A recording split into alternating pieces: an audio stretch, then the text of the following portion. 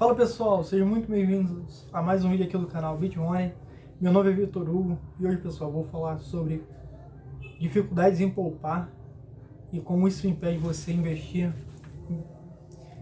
em você, poupar, conseguir investir, como o endividamento te atrapalha. Recentemente, quando fazer algumas pesquisas para trazer vídeo aqui no canal, eu me deparei com uma pesquisa ela foi publicada no último dia do ano de 2024 e eu vou ler aqui um trecho para você. No Brasil, o endividamento é uma crise que atinge 73 milhões de pessoas, quase um terço do país carregando dívidas que sufocam sonhos e orçamentos.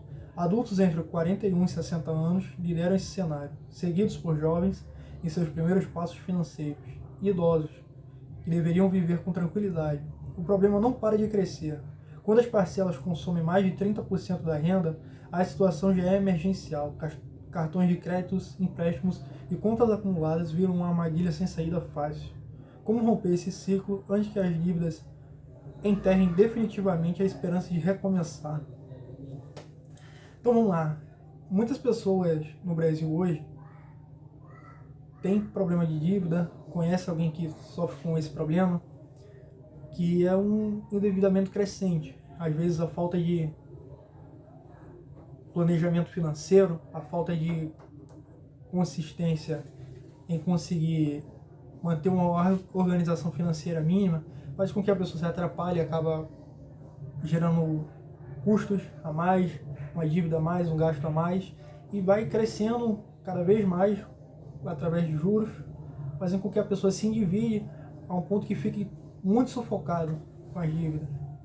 Se você nunca passou por isso, com certeza você já deve ter conhecido a história de alguém que passou.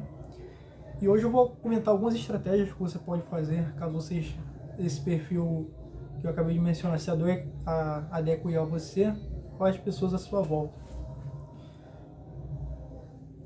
A primeira coisa que você deve fazer é a priorização estratégica em dívidas. Imagine que as suas dívidas são como uma série de vazamentos em um barco. Enquanto alguns são apenas goteiras, outros são brechas por onde a água entra em jatos. E é nessas que você precisa tapar primeiro. As dívidas de juros altos, como cartão de crédito, são exatamente essas brechas. Elas sugam seu dinheiro mais rápido do que você consegue remar. Cada vez que passa, o peso delas se aumenta. O barco afunda um pouco mais. A saída comece por aqui. Liste todas as dívidas. Identifique as que têm as taxas mais brutais e concentre seus recursos nelas. É como desligar a torneira principal antes de secar o chão. Ao reduzir essas obrigações, você recupera fôlego. Cada parcela quitada libera um pouco do seu salário, que antes era devorada pelos juros. Mas não basta correr atrás do prejuízo, é preciso planejar cada passo. Monte um cronograma que seja realista. Quanto você pode pagar por mês sem deixar de reserva algo para imprevistos? Divida o pagamento em etapas, com quem traça um mapa para atravessar uma tempestade. Priorize o que é urgente, mas não ignore o resto. Mantenha o mínimo nas outras dívidas para evitar novos rombos. Aos poucos, o barco para de afundar. É quando as grandes brechas estiverem fechadas, você terá mais força para remar rumo a um porto seguro, investir, poupar e finalmente respirar. Vamos lá. Muitas pessoas hoje podem ter uma relação com cartão de crédito muito complicada. Ela é uma ferramenta que ajuda muito no seu dia a dia, ajuda muito se você consegue manter um planejamento financeiro consistente, mas não é o caso da maioria das pessoas. Muitas pessoas se endividam, questões de cartão de crédito, questões de empréstimo, compras financeiras altas, acabam se endividando. Essas dívidas crescem e faz com que todo o seu dinheiro, todo o seu salário que você receba vai tendo de ser alocado para pagar essas dívidas gigantescas. É como o exemplo do barco furado. Não adianta você entrar num barco que vai ter um buraco muito grande. Uma hora ele vai afundar, vai entrar água, vai vazar e vai afundar. A primeira coisa que você faz é você tampar os maiores buracos no barco, ou seja, você tentar matar as dívidas com juros mais altos, você conseguir organizar organizar e enumerar elas, com preferência de ordem de juros. Quanto mais altas são, normalmente cartões de crédito, do que às vezes um financiamento de um automóvel, ou até de uma casa. Depende, caso a caso. Você tem de analisar o seu perfil, qual a situação que você está, para que você consiga passar por essa tempestade. Aqui eu listei 5 estratégias simples em 5 passos. Primeira, liste todas as dívidas. Anote valores, taxas de juros e prazos. Segundo, ordene do maior para o menor juro. Priorize cartão de crédito, cheque especial e empréstimos pessoais. Terceiro, pague o mínimo das dívidas menores, para evitar penalidades. Quarto, direcione todo o dinheiro extra para dívidas com juros mais altos até eliminá-lo. Quinto, repita o processo. Ao quitar uma, use o valor liberado para atacar a próxima da lista. Resultado, você reduz custos com juros e acelera a saída do vermelho. Então, o que eu falei, o primeiro passo que você tem de dar é anotar tudo que você deve, a todas as pessoas que você deve, todos os bancos, se é cartão, se é empréstimo, se é imóvel, se é o seu Zé da vendinha que eu estou devendo. Faz uma organização primeiro. Primeiro organizar tudo que você deve, ordenar do maior juro para o menor. O cartão de crédito tem um preço muito mais alto, prioriza ele. Cheque especial que está usando, prioriza ele para o cheque especial. O que mais aqui? Empréstimo pessoal que tem um juros alto, vai lá, cobra o empréstimo. Vai analisando cada um desses fatores, se algum deles que você tem de dívida, analisa cada um e vai ordenando. Pague o mínimo das dívidas menores. Vamos dizer que você tem um financiamento de um automóvel, de uma casa, a 5%. Eu acho que é mais ou menos isso que uma pessoa consegue até através da Caixa Econômica. Se você tem uma dívida de 15% ao mês, que não seria algo inusitado por um caso de cartão de crédito, e você tem uma dívida que cobra 5% por ano de um financiamento de uma casa através de uma Caixa, acho que é mais ou menos isso. Eu não lembro com a exatidão agora o momento, mas eu sei que normalmente casas pela Caixa são valores de juros bem pequenos. Então, se você tem um imóvel que está pagando pela Caixa e uma dívida do cartão de crédito que cresce muito, você prioriza o cartão. Você prioriza pagar que está com uma dívida maior, que está com juros maior, que vai crescer mais, que vai acabar te sufocando, que vai acabar te deixando sem conseguir sobrar mais nada se você for chegando nessa dívida. Você paga o mínimo das dívidas menores, do exemplo que eu estava dando, um financiamento de uma casa, que tem um juros pequeno, e prioriza o que tem mais. Direcione todo o dinheiro extra para a dívida com juros mais altos até eliminá-la. Você matou aquela dívida alta, aquela dívida do cartão de crédito, vai para a próxima. Qual é a segunda mais alta que eu tenho? Faz um bico, você consegue ficar até mais tarde no trabalho, faz uma hora extra, tudo isso para recompensar, para que você consiga passar essa turbulência, para você conseguir conquistar uma saúde financeira melhor. Quinto, repita o processo. Ao quitar uma, use o valor liberado para atacar a próxima da lista. Você terminou a primeira, vai para a segunda, até terminar tudo. O importante é você ter organização, você saber por onde começar. Eu lembro que tinha uma frase muito famosa, acho que é de um filósofo, eu não tenho certeza agora, mas que falava que se você tem um problema e você consegue escrever detalhadamente ele, 50% do problema já foi resolvido. Por quê? Porque você já sabe qual o problema é e como resolver, fica muito mais fácil. Então vamos lá, eu vou continuar aqui, pessoal. Segundo, poupar pequenas quantias consistentemente. Poupar pequenas quantias. Imagine que seu dinheiro é um rio. Se você só corre atrás de tapar os vazamentos, as dívidas, nunca sobra água para regar suas próprias sementes. Pagar a si mesmo primeiro é como reservar um balde desse rio, todo mês, antes que eles se perca em contas. Não precisa ser um balde enorme, 1 ou 5% da renda já são gotas que com o tempo formam um lago. Funciona assim: no dia do pagamento, automaticamente separa esse valor como um salário para seu futuro. Pode ser 30, 50, o que couber. O segredo é a repetição. Essas migalhas viram um colchão contra imprevistos, diminuição a tentação de recorrer a novos empréstimos, e mesmo com dívidas, esses atos quebram o ciclo da dependência. Você deixa de ser refém do cartão e começa a ser dono do seu amanhã. Afinal, quem poupa R$1 hoje, amanhã terá força para poupar 2, e assim reconquistar o controle da própria história, gota a gota. Então vamos lá. Você conseguir poupar, mesmo que você esteja passando por um problema de alta dívida, é um esforço muito grande. É você dar o primeiro passo. Possa ser que 30, 50 reais para valores de dívida, no caso de pessoas que estão muito endividadas, não faça diferença. Mas é o primeiro passo que você dá para você conquistar esse hábito. De você precisar de um dinheiro a mais, precisar de uma consulta, você conseguir passar, conseguir pagar, precisar de um remédio para você ficar doente, conseguir pagar sem ficar dependente do cartão de crédito, ficar dependente de linha de crédito. Tudo isso. O esforço de você conseguir poupar R$1, quando você conseguir, após você ter adotado as estratégias, você vai conseguir poupar 2, vai conseguir poupar 3, 5, 10, 20, 50, 100, 500. Vai se tornar muito mais fácil, vai se tornar algo mais habitual para você, fazendo com que você comece a criar um colchão para que em um momento de crise, algum momento de dificuldade, seja que você foi mandado embora de um emprego, seja que aconteceu um imprevisto, que você consiga cobrir aquele dinheiro com essa reserva inicial. Então vamos lá. Trouxe mais 5 estratégias simples.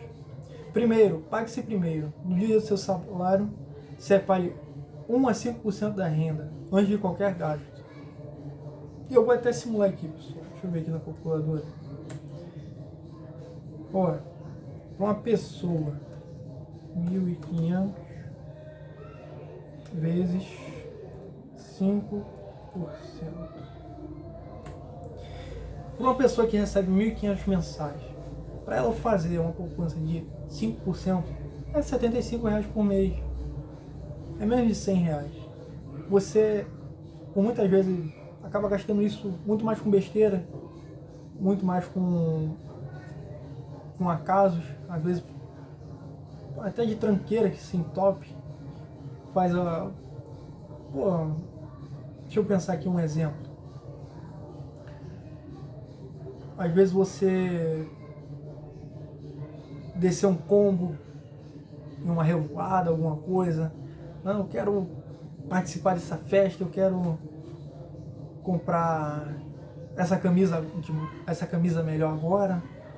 Pô, com menos de R$100, você adotando esse comportamento de poupança, seriam 5% do salário de uma pessoa que ganha 1.500, com R$75 você já começa a ficar não dependente de cartão de crédito, você começar a se tornar dono do seu dinheiro, começar a construir hábitos melhores.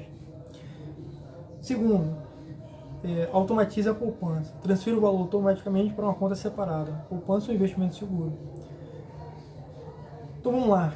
Você vai dedicar esse passo simples de se pagar primeiro.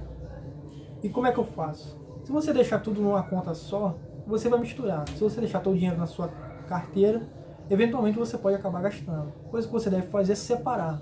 Ou se é dinheiro físico, se você quer guardar em nota, coloca no cofrinho, coloca dentro de uma prateleira, dentro de um pote, algo para ficar separado, para você ter aquele dinheiro só em caso de necessidade.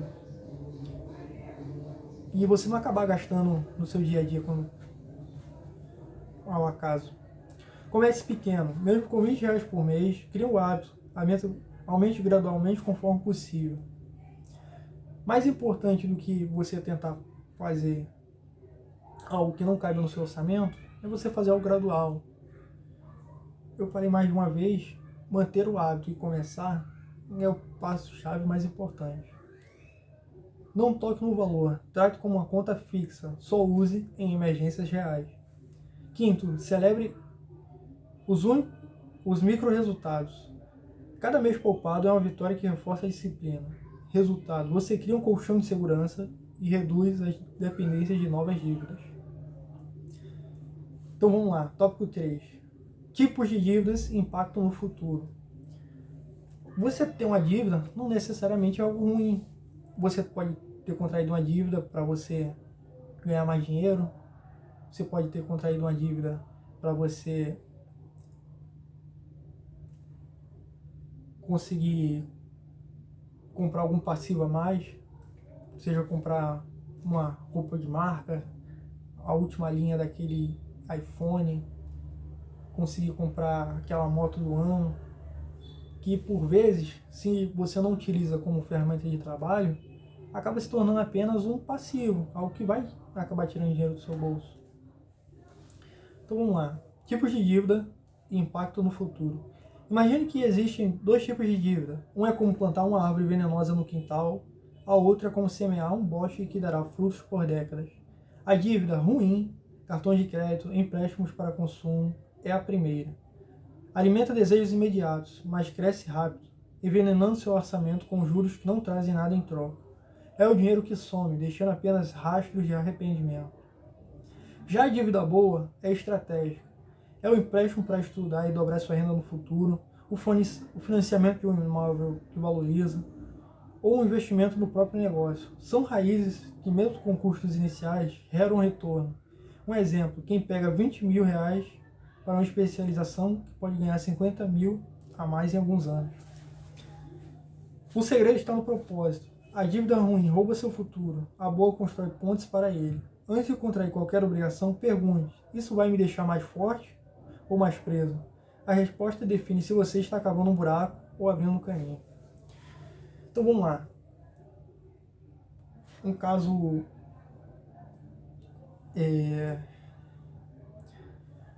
um casinho de endividamento, né? Bom, é você pagar um curso, você fazer a matrícula em algum curso técnico, que você vai conseguir gerar um emprego, você vai conseguir ingressar em uma especialização melhor, seja eletricista, seja enfermagem, seja bombeiro hidráulico. Todo esse tipo de serviços tem demandas reais. Todas as pessoas precisam. Quando foi a última vez que você não precisou de um eletricista, que você precisou de um bombeiro, alguém para você estar com um problema de encanação, alguém para poder resolver? Técnicos de enfermagem, sempre tem oportunidade de trabalho na área. Uma pessoa que contrai uma dívida para se financiar, ela fazendo um curso técnico, ela consegue no futuro reaver todo esse dinheiro. É uma especialização que vai aumentar o seu rendimento. Não é um endividamento ruim, é um endividamento bom. Diferente do que você sair para uma balada, descer um combo, você só querer comprar roupa de marca, das mais caras, tudo que quiser tem que ser das marcas das melhores, servir apenas ao seu próprio desejo de luxúria e não assumir comportamentos de crescimento, seja financeiro, seja até de desenvolvimento pessoal. 5 exemplos de dívida boa que geram retorno para o futuro. 1. Curso especializado. Uma formação técnica aumenta qualificações e renda. Foi o caso que eu falei para vocês, uma pessoa que se forma em eletricista, se forma como bombeiro hidráulico, se forma como um técnico, uma enfermagem, uma hora ou outra vai conseguir um emprego, vai conseguir reaver todo o dinheiro, ela vai conseguir trabalhar e aumentar a sua capacidade produtiva, aumentando sua rentabilidade. Certificações profissionais, exemplo, CNH, licença para trabalhar em área regulada, abrem portas de emprego. Uma pessoa que consegue uma carteira de caminhoneiro, consegue trabalhar, consegue aumentar sua renda através de um trabalho desse. Livros e ferramentas de estudo, conhecimento que melhora as habilidades e oportunidades. Uma pessoa que investe num curso de inglês, consegue abrir portas para uma oportunidade para o exterior, consegue desenvolver contatos de oportunidade de trabalho na área. Investimento em negócios próprios e equipamentos, exemplo, máquina de costura, computador para freelancer gerar renda autônoma. Então vamos lá, possa ser que você já tenha habilidade, você já tenha algum trabalho manual que você consiga exercer, seja você um costureiro, seja você um designer, enfim, vários casos. Se você contrair uma dívida para você investir na sua ferramenta de trabalho, uma costureira que comprar uma máquina de costura melhor, ela está assumindo uma dívida que vai aumentar seu desempenho, vai aumentar sua rentabilidade. Tudo isso é uma forma de uma dívida boa. Quinto, empréstimo para compra de veículo usado em trabalho. Exemplo, moto para entregas e carro para transporte aplicativo. Eu, nas oportunidades que tive enquanto viajava de Uber, sempre conversei bastante com os motoristas e não me eram raros os casos das vezes que eles compravam, financiavam um automóvel e trabalhavam de aplicativo, rodava no Uber, às vezes rodava no iFood e com o dinheiro do seu próprio trabalho pagava a parcela do automóvel, conseguia se sustentar, conseguia sustentar a sua casa através do seu trabalho. Isso é uma forma de adquirir uma dívida boa, de você conseguir contrair uma dívida inteligente. Então vamos lá, final. Bitcoin, o ativo do futuro para potencial exponencial. Como você chega aqui? Vamos dizer que você já conseguiu parar de estar sufocado em dívidas, parar de estar nessa corrida constante de apenas trabalhar para pagar dívida, não conseguir desfrutar do mínimo de liberdade com o seu próprio dinheiro. O Bitcoin entra como uma peça-chave para as pessoas que começaram a poupar, criaram o hábito de guardar 20, 30, 50, 75, que era 5% para uma pessoa que ganha R$ 1.500, R$ 75 por mês. Você começa a aplicar em ativos que vão te dar mais rentabilidade. O Bitcoin, durante todo o seu tempo, ele se mostrou como um ativo numa posição diferente de todas as outras. Por vezes até dobrando seu patrimônio. Já imaginou você, com instrução correta, conseguir alocar recursos de forma a você ver cada vez crescer seu patrimônio mais e mais e mais? Pessoas como